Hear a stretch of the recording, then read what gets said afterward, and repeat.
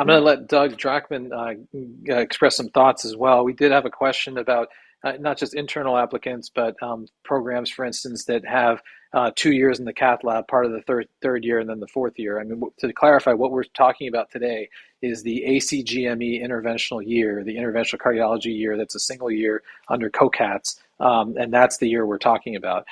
Doug, maybe some of your thoughts in terms of just this more globally, as well as from a practical standpoint. What are you going to do in your program when it comes to your internal applicants and your desire to retain them potentially? Yeah, sure. I think that's a really important question, and one that I think we receive a lot of times, especially from programs, for example, that might have one spot and say, we have at least one qualified candidate coming through our general cardiology fellowship program every year. Why should we go to a match? Why do we need to do all this extra work to look at so many other candidates? But the truth of the matter is, if you have one candidate in your program who wants to match with you and you want to match with them, they rank you number one, you rank them number one, and it's done. It's a computer algorithm, but it's going to line you up, and there is no question about it. And I'm sure we can hear from Jeanette if there's any variability in that. There just isn't, because it's locked in. There's not. That's a guaranteed match.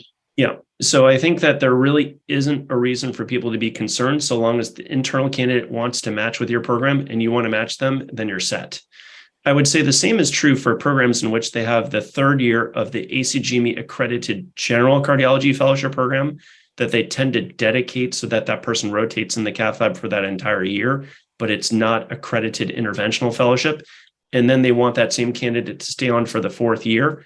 Same thing applies. They can finish their third year of general cardiology fellowship in the cath lab, apply through the match to stay on for that fourth year, and then it's set. So long as they're lined up and you're their top priority, they're your top priority, then it's going to happen. So I think that those types of questions are just a lock, and I think it should not be a concern.